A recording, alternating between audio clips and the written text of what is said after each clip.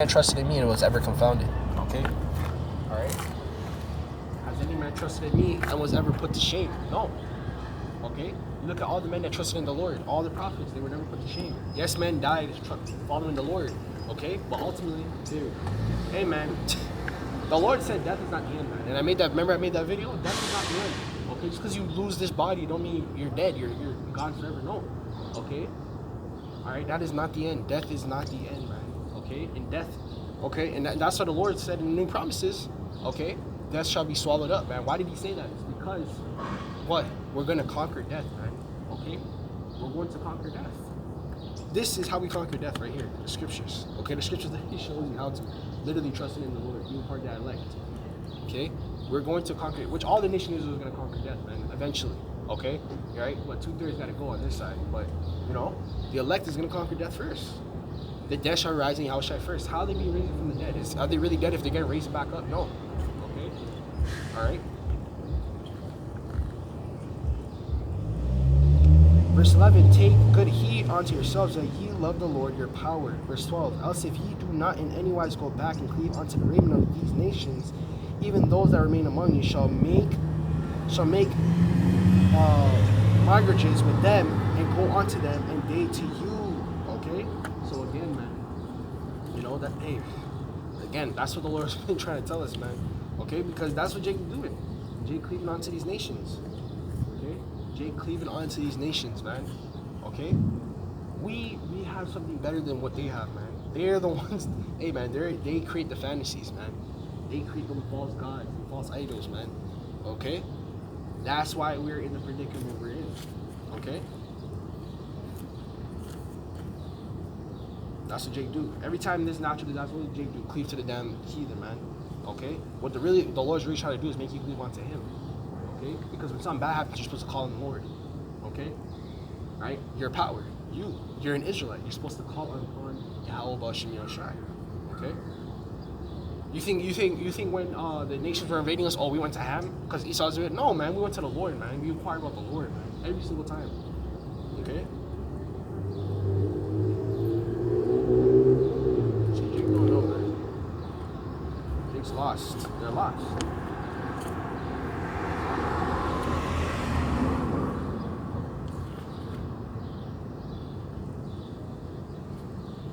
Second Ezra, chapter 13 and verse 9. It says, for ye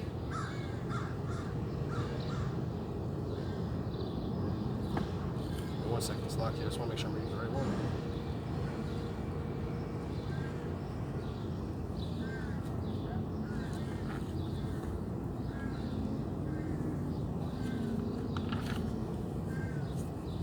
Got it, got it. Second Ezra chapter 13, verse 9, it says, and lo, as he saw the violence of the multitude that came, and he neither lifted up. You know what?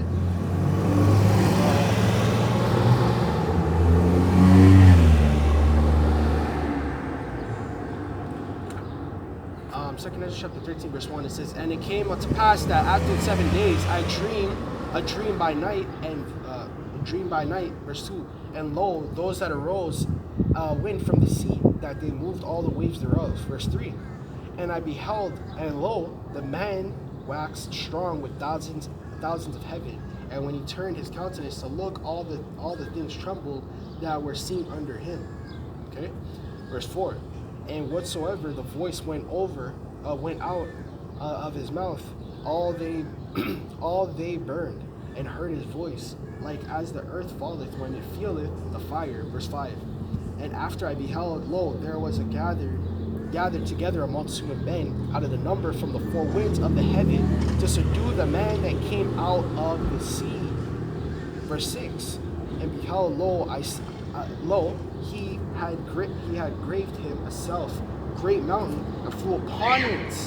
Verse 7, but I would have seen the region or the place where out the hill was given, and I could not. Verse 8, and after this I beheld, lo, all they which were gathered together,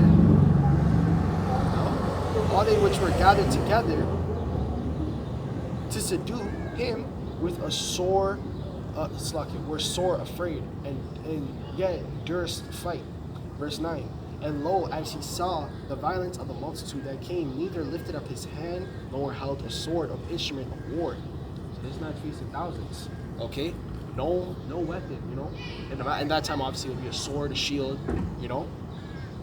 A spear, okay? Right? Throwing instrument, a bow and arrow, something, man. Okay? This man was holding nothing.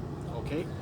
Verse 10. But behold, I saw he sent out of his mouth had been a blast of fire, and out his lips flaming breath, out of his mouth, his tongue he cast sparks of tempest.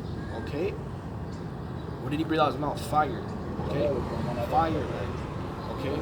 Verse 11. And they were all mixed together in the blast of fire, a flaming breath, and the greatest tempest fell from the violence upon the multitude. Meaning that the blast incinerated the multitude of men, or burned them, if you will. Okay? Took them out. Okay? So he had no weapon, man. The weapon that he had was his mouth. Okay?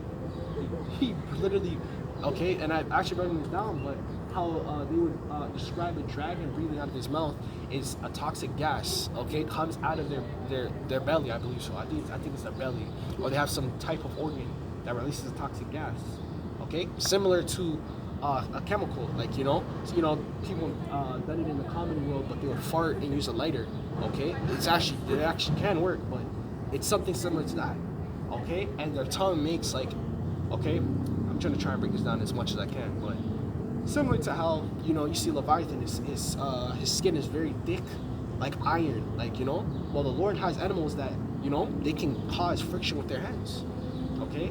Their skin is so tough, it's like two rocks, okay? Okay? The gas comes up from the stomach, and they breathe it out, okay? Kind of breaking it down to you, okay? I'm not saying that's exactly how it is, but I'm breaking it down to you. That's something how it would go, okay? All right?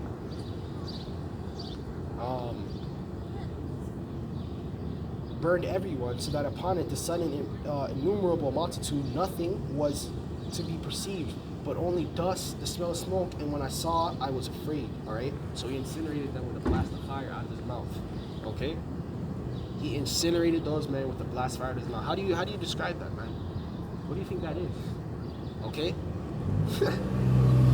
that's spiritual power right there, man.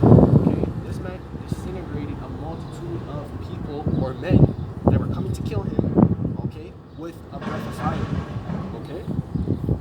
So you break that down. You tell me what that is, if it's not spiritual power, all right?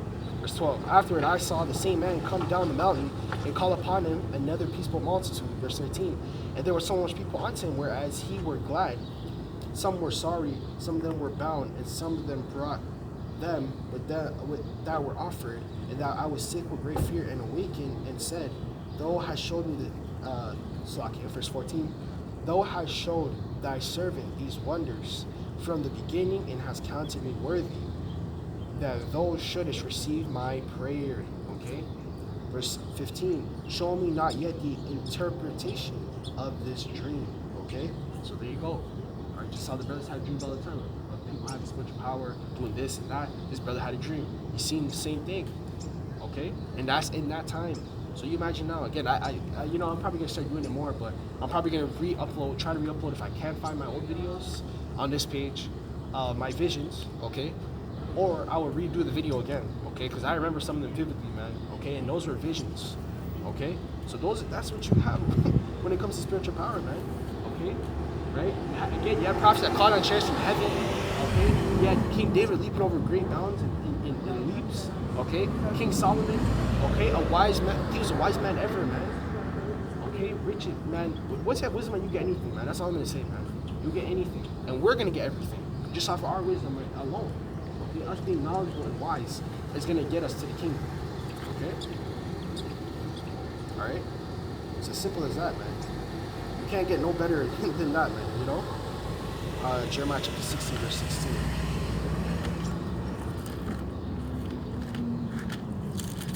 Can't get no better than that, man. Jeremiah chapter 16, verse 16. It says, we'll probably wrap it up on this. Behold, I send for many fishers, saith the Lord power, and they shall fish them. Okay, we're trying to fish and stay right now. Okay? Because what are we fishing? We're fishing for the elect. Okay? We're literally fishing for the elect. Right now we're fishers right now. Okay? We're fishing the elect. Okay. So right now we're in this. we're not trying to fight right now. We're not trying to get carnal. Nothing. But there will be a time when we'll have to get carnal. But right now is not the time. Okay. Right now we're fishers, man. We're fishing for the elect. Reading the scriptures. We're doing that. Okay. That's the time we're in right now. Okay.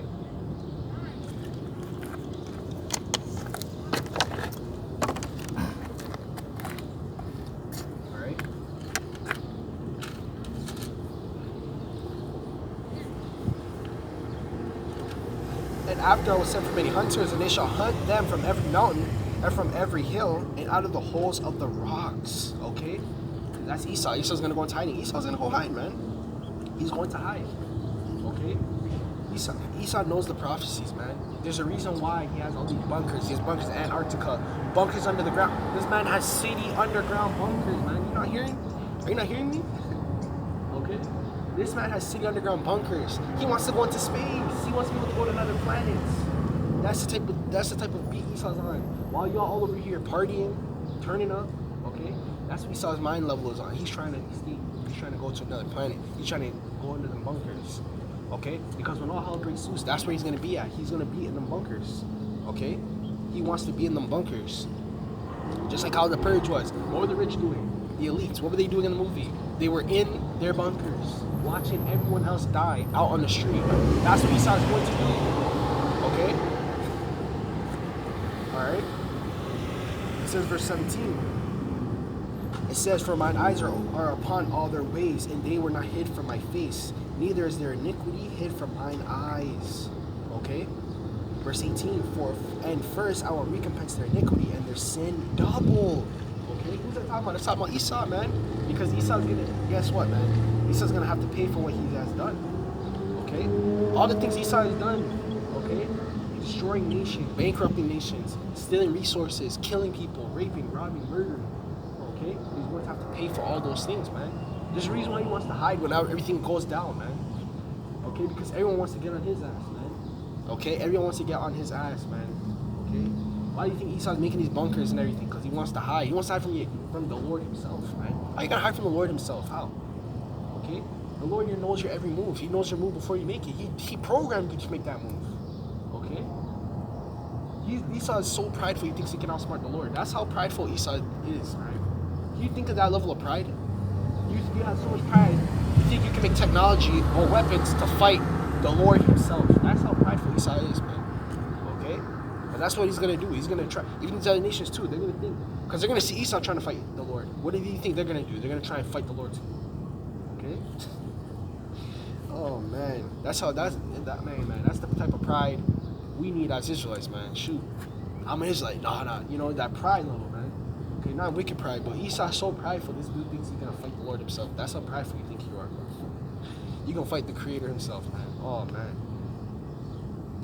It says, defiled my land and filled my inheritance with carcasses and deceptible and abominable things. Okay? So there you go, man. Alright? There you go. Alright? Because that's something that's going to be the end all be all, man. Once we get changed, because we're going to be changed, man. Okay? We're going to be changed. On the side, we're going to experience spiritual power, but in the kingdom, we're going to experience spiritual power on a different level, man. Okay? On a different level. That's going to be a whole different hierarchy, a whole different scale, man, that we're going to experience that on. Okay? So, Khan, man, Lord, when this lesson was edifying, man, I'd like to give all praise and glory to the Father and Son, Yahawah, Yahawashi. Again, double honors to the elders and apostles, the truth and sincere salutation unto the brother punch this word, the truth and sincerity, like do so. Okay? Again, brother Banawar back out here, another one. Okay? And until next time, Mark, Lord, you're edifying, and I'm going to say, Shalom. Okay? Shalom, Mark.